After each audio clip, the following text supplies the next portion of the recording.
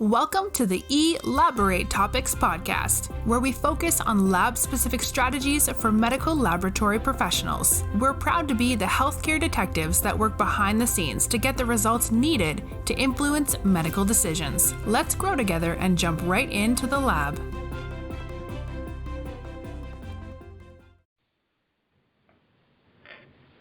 Hi, friends. Welcome back to another episode of Elaborate Topics. I'm your host for today's show, Tiffany Whitehead.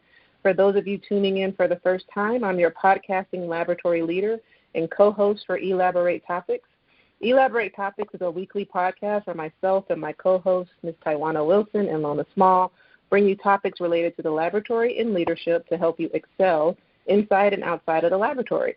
And today, we're very excited for today's show because we're going to be talking about how to kick off your laboratory career and the importance of connecting to a professional organization. So today I have joining with me two very special fellow laboratory guests, Erin Odegard and Tiffany Channer. Hello. Hello. How are you, Stephanie? Good. Thanks for joining me today. Welcome to the show.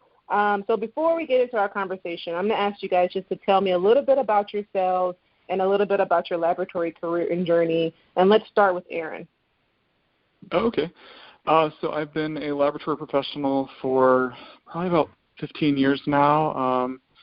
I initially started out as a music performance major in college, and then I had a micro class that found out about the profession and took a trip up to see a program and just fell in love with it, and have been in microbiology pretty much ever since I found my home. So I've been a bench tech for quite a bit of my career and was a technical specialist at Mayo Clinic for a little bit, and then decided that I wanted to go back to learn more about pediatric microbiology. So I went to Baptist Health, and I've been there for a while now. I'm pretty passionate about education. I got to teach at University of North Florida at their MLS program, so it's important to be involved and kind of get back. So I'm now lucky to be a part of AACP and be on the lab council. Okay. And Tiffany?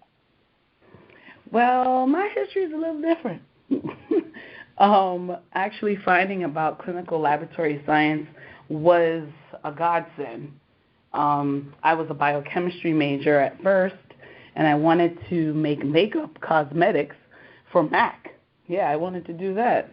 And then, after organic chemistry said, I don't think that's going to work, things changed, but for the best. After which I actually went to an informational session that the clinical lab science program had, and basically fell in love. I saw my colleagues in lab coats, and they were streaking plates, and they showed me Giardia under the microscope, and it moved, and I was sold. Learned about the field, and I was like, sign me up. Got in the program, and it's just been nothing but God, to be honest, since then. I had the opportunity straight out of Stony Brook University after finishing my undergrad to be an ASCP consultant and go to Swaziland, South Africa, and teach medical professionals how to do proper phlebotomy techniques as well as laboratory safety. And that experience then propelled me to get my master's in public health, because nothing happens without policy. During that time, I was working at Memorial Sloan Kettering Cancer Center here in New York, and I worked there for about a decade, after which I went down to Florida for some bit, and I got some experience in terms of management, laboratory management, and I have relocated back to New York, and now I am the Assistant Administrative Lab Director and Quality Manager at White Plains Hospital.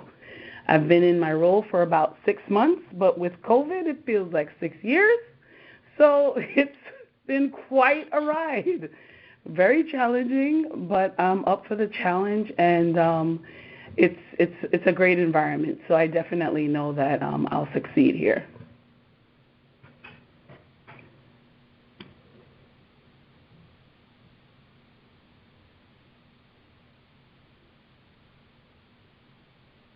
Hello? Oh, sorry. I'm back. That's fine. The reason I wanted to talk to both of you for this podcast is because I know you're very much involved in the American Society for Clinical Pathology, the ASCP. Yes,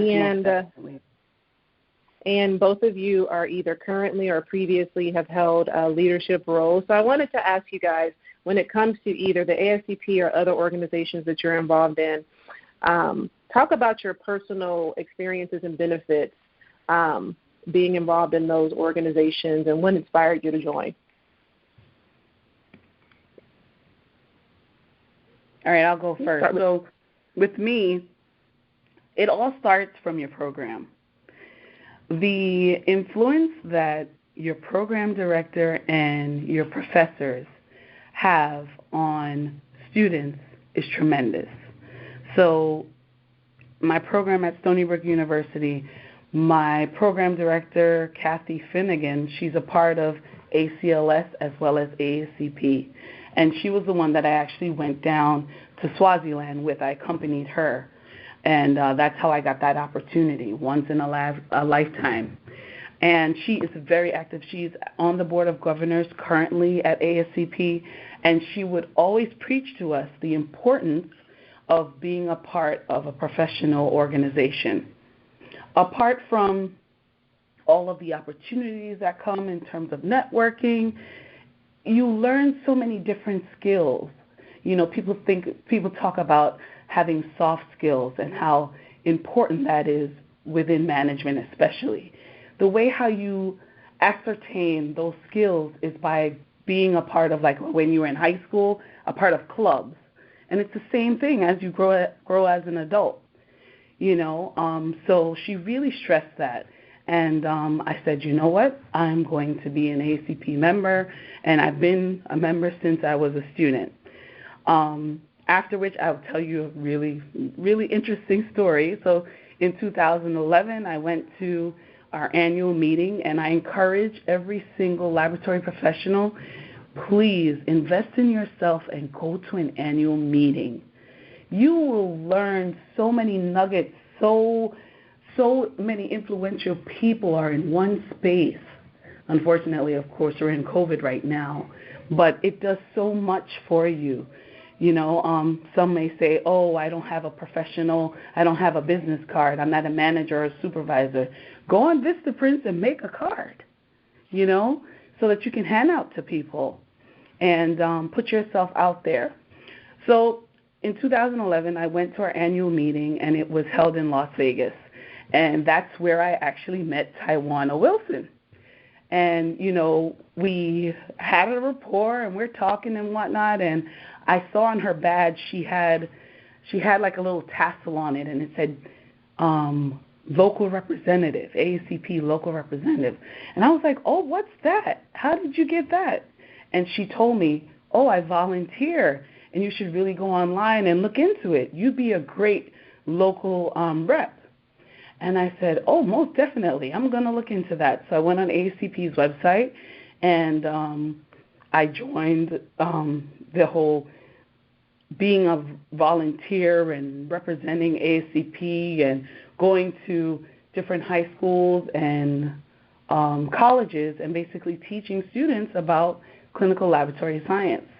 And from a local rep, I became the regional rep, and then I went on to the CLP, which is the Council of Laboratory Professionals. Being on the CLP, it's one in a lifetime. It's a great experience. You will definitely meet people from all over the country, and you know they have different stories and different walks of life in terms of how they got into the field, and your networking chances just expand. And from there, you know, I then applied to the chairship, and I just finished my year, and now Aaron is the new chair for the CLP, And that's how it happened. So I started locally, and I just built my way up. But it all started with, one, Tawana actually telling me about it, and two, me actually going on the website and putting in the effort. So it takes two. You know, you have to go and put yourself out there. And for Aaron, thank you, Tiffany. And for Aaron, there's a difference between being a member of a professional organization and being an active member of a professional organization. So what inspires you to be an active member? There definitely is. That's kind of where I started out. So I've been an ACP member since I sat for my boards, and then I signed up and kept renewing my membership and wasn't as involved as I could have been at the beginning. And it had worked out that when I went through tech school, one of my teachers, Lynette Shakapak, she taught my micro class. And 10 years later, when I was teaching micro at the University of North Florida, I asked her to come give a guest lecture. And from that, she gave the guest lecture, was exciting the students, and we just were standing around talking about more involvement, more engagement, and that was probably around 2016, and felt inspired and signed up to be a Southeast local representative. And with that, ended up volunteering at career fairs and organizing professionals for meetups, and also kind of advocating for our licensure in Florida because we're a licensed state. And just the emailing back and forth with some of the members of AACP gave me just more inspiration, more tips, more help to kind of get some of the things I wanted off the ground. And at that point, my good friend Lynette, she said, why don't you look at the Council of Laboratory Professionals? And it was definitely one of the best decisions I think I can honestly say I made in my life. With that, it's been a journey, and even when the program that I taught in was being closed down, ACP gave me resources and support to kind of try to advocate for programs and for education. So it's definitely one of those amazing things where you're in the room with so many amazing people that are motivating you and exciting you about just becoming a leader or just helping you mentorship-wise in your career. So even with AACP and other groups, it's always good if you can get involved in a local group. So if you've got like a local micro society or local lab societies like ASCLS has local chapters, it's always good to get involved with them as well. But the great thing about AACP is that they're big on collaboration. So the local groups that I'm involved with, I'm working with AACP on getting them resources and on different initiatives together. So it's definitely a great place to build those leadership skills and make great connections. Great. That's a great story. And for our listeners out there who may be still going through their rotations or about to take their board certifications, explain exactly what is the CLP. We've kind of referenced it a couple of times, and talk about the CLP as well as other volunteer opportunities available through ASCP or other organizations like the AABB. Tiffany. So the CLP stands for the Council of Laboratory Professionals, and basically we're a group of people that sit on this council, and we represent laboratory professionals. So in other words, we are your voice. It's an honor to actually have this title and be on this board and with this council, because all of the challenges that we face within the laboratory field is brought to the table, and then it's moved up the ladder to the executive board. So the chair and the next chair to be actually sit on the executive board, and they notify them of what's going on in the field. So that's why it's very important to make sure that members actually go online, and if they have any questions that they want to propose to the board, that this is an outlet for them to do so. So we're just the council here on the ASCP. However, for AABB and for, let's say, CLMA, there's so many different organizations within the laboratory that you can join. They have similar structures. So you can basically join and apply to be a part of these councils and represent your field. However, in doing so, as you know, there are many other individuals that would love to be on this council as well. Hence, it is very, very, very competitive. So you need to make sure that your resume and your CV is one that really can compete. So when it comes on to volunteer work, we're looking for things like that. We're also looking at education and what's your goal? What's your outlook? What is a particular challenge that you want to tackle being on the council? So you have to go in with a vision. It's very, very important. But being a part of these organizations, they do so much for you in terms of networking. The individuals that I've met, I've met the president of the American Red Cross, and we have a great, great rapport, and it's all through ASCP. But the same goes for AABB and CLMA. So I would tell you to cast your net and get out there and be active, because as you know, our field is a field that many do not know about. So be that voice for the field. And I'm sure, just your active roles in the professional organizations that you belong to have also had a positive impact in your career roles. And so, Aaron, I'm going to ask you, what are some of the things that you've been able to accomplish through your volunteer roles that have also helped you in your professional job where you live? Oh, okay. Is it right if I touch on a little bit of what Tiffany talked about? Sure. In the previous question? Yeah. Yes. The CLP2, I agree with everything Tiffany's saying. It really is the kind of the grassroots of ASCP. We're on the out there trying to find out what the members need, what education resources are needed. We're kind of the ones that you get to advocate for change.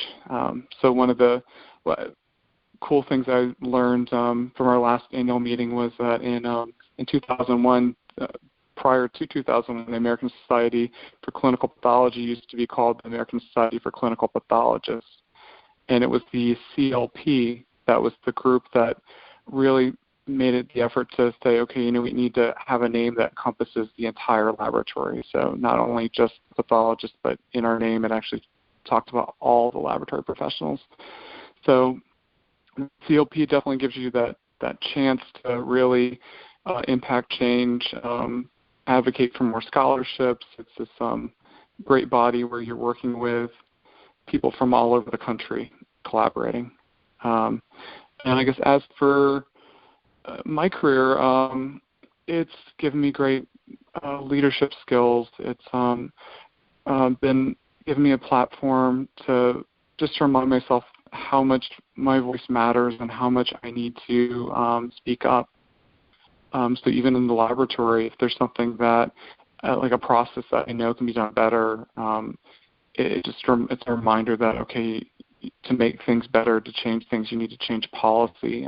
So it's given me more of a confidence in my voice. And then also with some of the outreach with AACP I've gotten to do, they've got a program called the Patient Champions Program where you get to see how patients advocate and thrive and are impacted by the laboratory. So I recently just got to work with the Jordan Smolensky Foundation, and they're big on rapid identification of this free-living amoeba called Naegleria fowleri, which the laboratory is the key to the patient's survival, we're the ones that spot it first. So just that reminder that everything we do is impacting a patient. It's something that's definitely made my practice extremely patient focused. And when I'm doing something or teaching in the lab, I make sure I remind the people that are with me that we're doing this for this small child or for our patient, that they're here in their time of need. So definitely given me that, reminding me of why we're here and giving me the voice to know, okay, I can impact change. For those people who are listening that may just be using the ASCP as their certification body, and now are inspired to say, okay, I can become a volunteer, I can become a more active member, but it still takes a lot of confidence and motivation to serve as a leader in a professional organization, which both of you guys have done or are doing. So, really, what gave you the confidence to go for presidency of the CLP? And what did you hope to accomplish, and what do you hope to accomplish? We can start with Tiffany. So, one would say that, are you born a leader, or is one born a leader, or is that something that is cultivated, right? So I think it takes a little bit of both. It's not just one that, you were just born this way. It also takes molding. And I've been like a student leader since like the 9th grade, right? So throughout all my life, majority of my life, I've been in some sort of leadership position. I've been a monitor or something of the sort. And all of those experiences basically has given me confidence to want to propel myself for more. However, there you have individuals that are late bloomers, right? Everybody does not, let's say, mature at the same time, which is fine. However, you have to put in the work. So whether it's big or small, grassroots, you can start now. So becoming a local representative and just working your way up the ladder, trust me, your name and your actions will be noticed by many individuals. And that's what started for me. I just started locally, and it sounds like Aaron did the same thing, right, Aaron? We just worked our way up, and your name will, after a time, people will know your name and what you've been doing. It's so very important to be involved. I can't stress that enough, because visibility is an issue. And while I had my chairship, that was my focus, visibility. And with Aaron, we actually went to the ACLS conference down in Florida for the Educators Conference, CLEC, and it was amazing. It was an opportunity where ACLS members, of course, that are within our education, had the opportunity to see ASCP at their meeting and being represented, right? So that's so important. The directors of different programs were able to tell me, different vices that they have with ASCP in terms of certain materials that they need and things of that nature, and I was able to relay that information to the ASCP staff. So it's all about communication and working together, and it doesn't matter how small you may think you are, you can affect change. And the more that we are in numbers, the more powerful we'll be. So I encourage everyone to definitely, try some volunteer opportunity. You don't have to necessarily, let's say you're not good with children, right? You don't have to go to schools.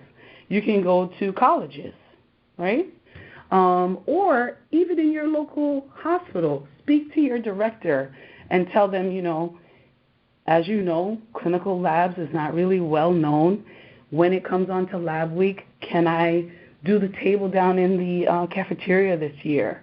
or maybe suggest an initiative that you would like to see implemented within your institution. That also puts you on the radar to the director as well for leadership opportunities. So there's always a way that you can definitely utilize your skills. Yeah, no, I would definitely agree with that, Tiffany. No voice is too small. It's you just have to be willing to speak up and have your opinion heard, and people will see your passion. Mm-hmm. And they'll want to help you. They'll see how excited and energized you are. So. Mm-hmm. And we know that the slogan for I'm sorry, Aaron, go ahead. Oh, that's okay. So as far as my motivation for wanting to be chair, it's or just even be on the lab council in general, you have this great opportunity and this great chance to impact so many people in our profession and actually bring some change. So you can, in my case, I want to have more member engagement, so and advocate for more educational programs and just get more collaborations going. So like Tiffany was talking about earlier, we went down to Orlando for the Lab Educator Conference, and there were educators from all over the country. There were probably about 600, so we were able to speak to them, find out what their concerns were, just brainstorm a little bit, and it was great watching Tiffany just kind of work the tables at some of the networking bubbles in her career ambassador jacket, talking to everyone. Just you do feel very empowered, which is a great thing. But I do hope we've got a lot of, this year on the council, we've got a lot of great things planned to kind of engage members a little more. The educator conference went so well last year, we're actually going to be back there again. So if you're a lab educator and you see any of us there, come up, start the conversations. And one cool thing we're going to start doing is trying to have virtual round tables. That way we'll bring different initiatives and things to members, so that way over Zoom, I guess the great thing, the one silver lining with this with the marathon of a pandemic is that we're doing more things digitally, so it's giving more access to people. So we're hoping to get some round tables going, so that way we can connect with all of you guys out there, and if you have struggles or ideas, you'll be able to kind of talk to Tiffany and I and some of the other council members and share your ideas, and you never know where they'll lead. So it's going to be exciting as always, right, Tiffany? Oh, it's always a great time. Yep. So I'm glad that you brought up the COVID-19, because we kind of have experienced this year that the ASCP slogan, Stronger Together, is definitely true, especially going through this COVID-19 pandemic, and the way that professional organizations, CAP, ASCP, other organizations have been able to advocate for the laboratory having the resources we needed through this pandemic. So in terms of advocacy and looking from the perspective of being an advocate for the laboratory profession, how have you seen a benefit of being a part of ASCP or other organizations flourish in your experience? Well, as for me, like I said, my start date in my new role was April 6th, right? So that's a nice time to start. Perfect time. And you started in New York in April. Oh yeah. Perfect time. Perfect time. So that was at the I will say the governor of New York did an amazing job in April, though. I will say, I'll give you that kudos for the governor. That is fact. That is fact. Mm-hmm. One thing, Governor Cuomo does not play. That's a great response. I mean, it definitely impacted us. I mean, we also have clients within nursing homes, so that was a different feat, right?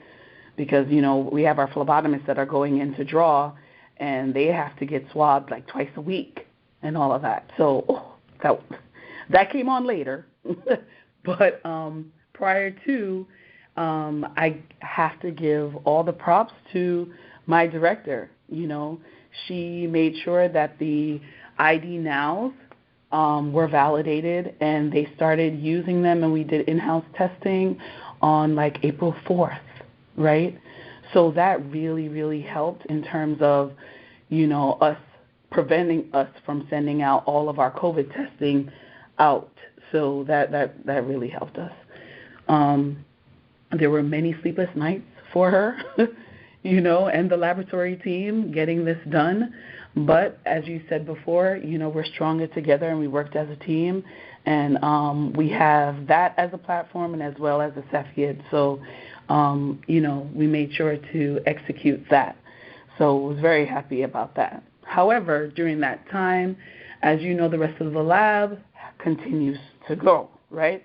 And we were also in our whole cap window. All of this is going on at the same time. All of it. And you got to breathe. You have to breathe. Yeah, we lucked out they rescheduled, so we got a little more time. But yeah, you had a lot of fun. They rescheduled for us as well, and but they came. So we had ours about two weeks ago, and thank God we successfully passed our cap inspection. Very, very proud of my laboratory team. So congratulations. With COVID and all of that, and AABB and all of that, yes. So I'm telling you, this 6 months feels like 6 years. However, like you said before, stronger together. And you have to call people that you know within your network. When your network is strong and you have a question, something that you've never seen before, or how you're handling it over in another area, you have to converse, right? You have to make sure that you're sharing information. So, again, I reached out to my network. My network, luckily, is pretty large, and there are people in high places. So we were able to utilize, some of that information and, execute. So with COVID, I made sure to do the same, for my colleagues. They would call me and say, hey, what about the swabs? What did you use? And I'd give them tips and, look out for this and look out for that. So you have to work as a collaborative. And that's what we have to do within the laboratory field, because I'm telling you, we feel it now, but it's coming down to you, right? So I will say that, being a part of the listservs, emails, groups, the supply chain in the early spring was so crazy. I don't know how any laboratory survived without partnering with somebody and asking questions, or where are you getting your swabs? Where are you finding this? Where are you finding that? Because the supply chain was so iffy. You had to kind of lean on your partners in different states, around the country to figure out, what the heck was going on. What was he doing? Right. And, like you say, you say that as well, lovely supply chain. And there was a time that I'd come in and my director is on the phone and it's about swabs. That's all it was about. Swabs and how many you have and how are we going to get them. Nasopharyngeal versus nasal swab. Oh, my gosh. We even thought about 3D printing. We tried it all. There was 3D printing, and there were people who were trying to validate. And people were like, oh, no, they hurt. Can't do that. Listen, we tried it all. She was always on the phone, But one thing that I really, really, really commend ACP for is having those town halls, right? So those different town halls that occurred during more so during the height of COVID, ACP had different topics, and I think that was tremendous. You had different panelists, people on the panel, and Dr. Holliday would ask questions, and you would get a little insight on what's going on throughout the country, which was really influential. Yeah, so I was true. really grateful for that. Those were great. Just even just giving ideas on how people are handling workflows, convalescent plasma, different treatments, just to hear what other colleagues were doing definitely did help. So, yeah, those town halls were great. Yeah, and I'm not sure if everybody knows, but the BOC, there was but I think, no, it's not time yet. The deadline's not yet. I think the deadline is October 31st. So the BOC actually has an award that they're giving towards COVID laboratory heroes. Yeah, I think that's the title. I definitely tell people to go check that out. And there are definitely COVID heroes out there. And we have to make sure that these people are highlighted because there have been many sleepless nights. Okay? Many. Yeah, I'm glad you mentioned that because one of the things, especially in our profession, being so behind the scenes, is for laboratory professionals to continue to stay motivated and inspired in their career. Sometimes you can feel like the recognition is just not there. And so I'm going to ask you, Aaron, how has being a part of a professional organization helped you stay motivated and inspired as a laboratory professional? As a laboratory professional, it just reminds me of everything that we're doing and what we're trying to do. The professional organizations give what we do visibility, and it gives you a chance to impact a change in our profession, impact policy, things, get initiatives going. So when I'm on the bench, I'll be thinking about a culture or a program that I can use, even with some of the stuff that AACP has with different resources that I can bring into the lab. I guess it just reminds me that as lab professionals, we all have voices that you need to speak up and speak out about different things in the lab, or if you have ideas for change. It just the professional members have just reminded me just of how important our voices are, and I keep that with me when I'm doing my day-to-day. So because it's easy to get complacent, you can easily just start, come in, come out, and not realize why you're there. But it definitely, the work I've gotten to do with AACP reminds me of why I'm there, and definitely makes me strive to work a little harder or just do that much better for the patients that we're impacting. Thank you. I like that. It helps you to kind of refocus back on the patient and remember that every tube, every specimen is somebody waiting on a result and somebody waiting on the news that's going to impact their life. So, guys, great conversation. Oh, go ahead, Aaron. I'm sorry. Oh, no. Yeah, it's just, they're there in their time of need, and you're the one giving them the answer, so it's True. What you do matters. Yeah. I always tell my staff, nobody comes to the hospital because they like the air conditioning. Right. Or for the meal. You don't come for the meal either. You don't come for the cafeteria. You're here because you've got no other choice but to be here. Yeah. So it's on us to make sure that you get the best care and the most expeditious care possible.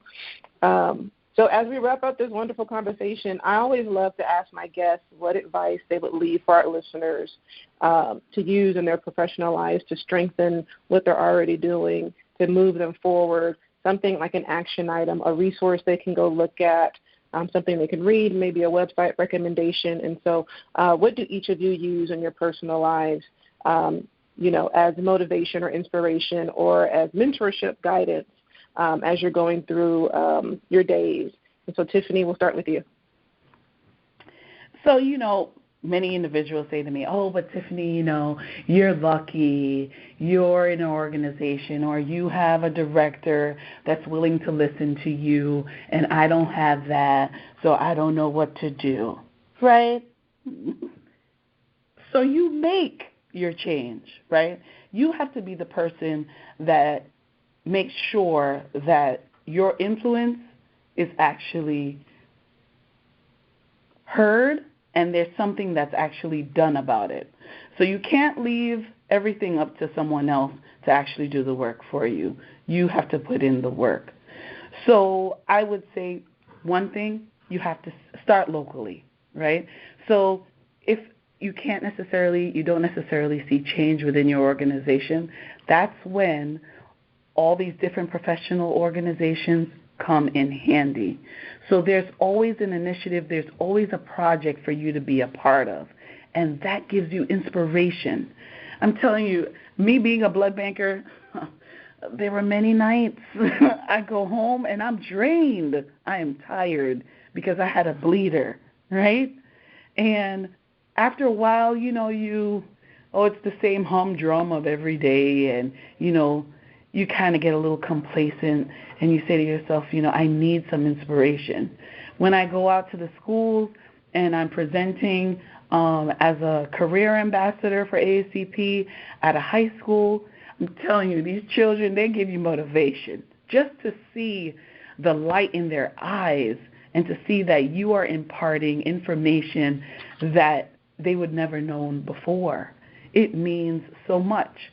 Me as well, being an African-American woman in a lab coat, sends so much the message of representation to groups that are underrepresented. So you have so much power, and you have to make sure that you utilize that power.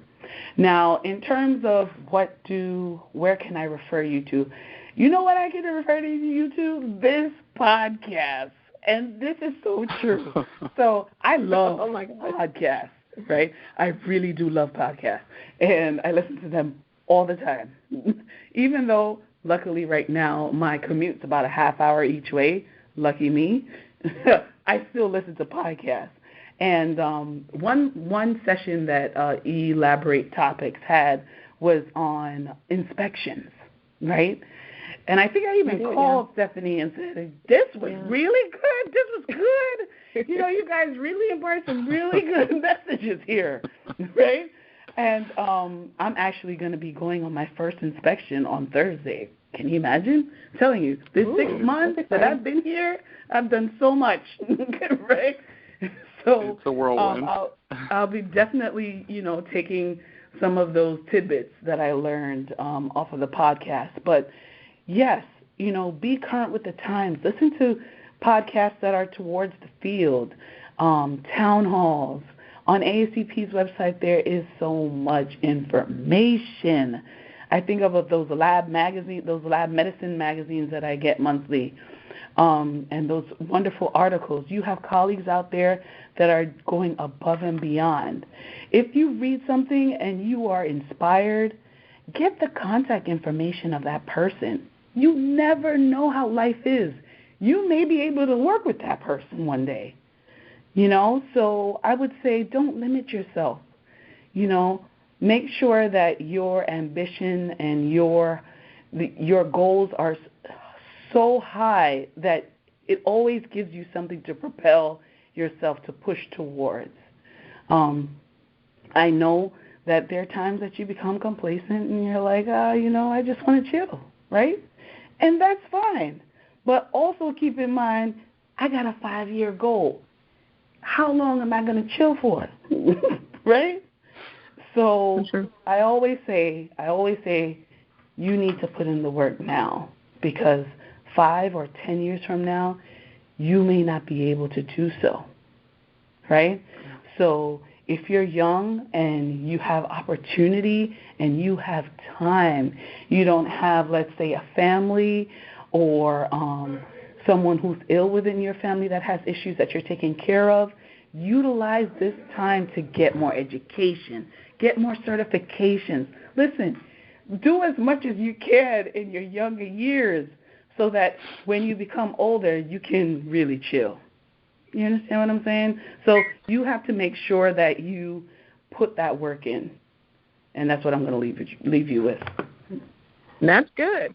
Thank you for the shout out. I think what's so funny about that particular podcast that you mentioned about the inspection is, it's like many other things in the laboratory. It's tidbits and tips and topics that we had amongst the three of us, and we were like, maybe we should just share this And we got so much feedback with how many people were like, this was good information. And we were like, wow. Okay.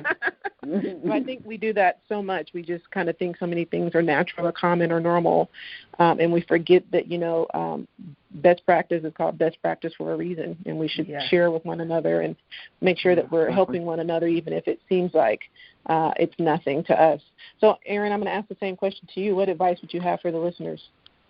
Okay, I'd say just stay open to new opportunities. Don't, be afraid to say yes. Sometimes you have to be brave and take risks, and you never know where things will lead you just by a simple conversation. I recently had an old colleague who had the idea of wanting to start a journal club, so she sent me a text, and from that led to a meeting, and that meeting has led to us trying to get a local journal club going, or a local group that's going to meet the needs of so many people. So it's you never know who you're going to run into. So don't be afraid to have that conversation and share your ideas. As far as apps, I'd probably say I'm a big proponent of mental health. So Headspace and Simple Habit are very nice. They do just like little short meditations. I'll just do like a little breathing thing in the morning 5 minutes before I go in, and it's very nice and just refreshing. Sometimes I'll color.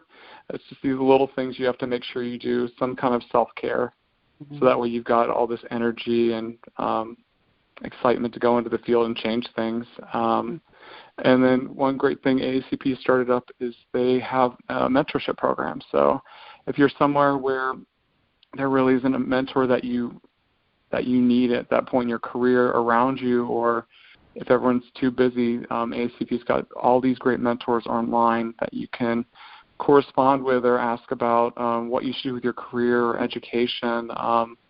One of my mentees wanted to get back into micro after being out of the field for a minute. So we went through study resources. We talked about resume building, and she got her job in micro up in Chicago, and we still go back and forth with if she's got a question on cultures or something, or she's like, oh, I see people doing it this way, but what are your thoughts? So there's still that back and forth. So the ACP mentorship program is great, but don't be afraid to speak up. You are one of a kind, and your voice is something that could change a lot of things. So that one idea you have, write it down. Don't be afraid to email someone associated with the podcast or with things on social media, because you never know who you're going to meet and where they could take you, or where that interaction could lead you on your career. So be bold and be brave. Definitely. That's awesome. I like that. Can you guys also tell the listeners how they could reach out to you after this podcast, in case somebody has additional questions or just wants to connect with you guys and get to know a little bit more about what we've talked about?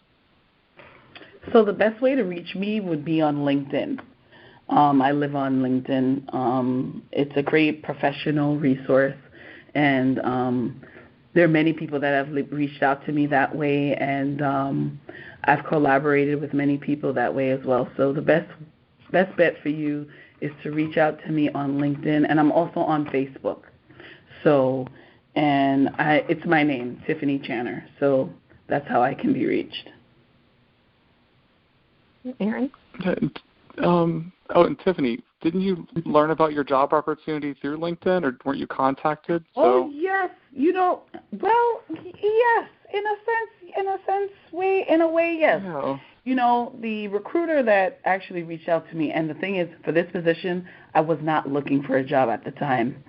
And she had emailed me this position at the time when I was in Florida, like a year and a half prior, right? But like I said, I was in Florida, so I paid it no attention. So she even tried then. And then here comes a year and a half later, and she tried me again. But she actually emailed me this time. But, and here I am. So LinkedIn is excellent. Yeah. Send someone a Tiffany's message. a champion of LinkedIn, so I didn't want to waste the opportunity to show the power of what being on LinkedIn can do. Oh yeah, that's true. So as for me, reaching out to me, I'm on Twitter at Odie, ODIE 0222. I do a lot of micro and infectious disease case studies, so you can reach out to me that way. I'm on LinkedIn because of Tiffany, and I've made a lot of connections. And then if listeners want to reach out to the CLP with any ideas they have on initiatives or things, we actually have an email address. So it's CLP, CHAIR, at AACP.org. So CLPchair@AACP.org. And you have your idea could go anywhere. So we're here to help you.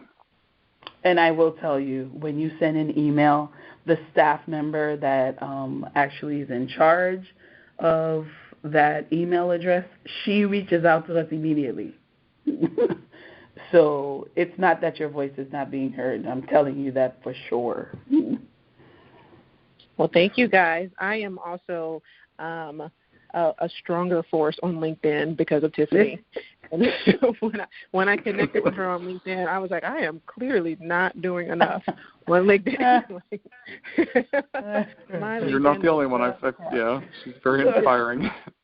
And always doing something. She sets the bar for LinkedIn activity. You are a force of nature, Tiffany. It's just thank you for it's a pleasure to know you. Yeah. My LinkedIn goals was Tiffany. That's a very inspiring I don't think I'm that good. Taiwana is on a different level.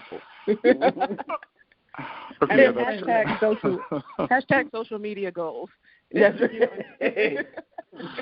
That's right.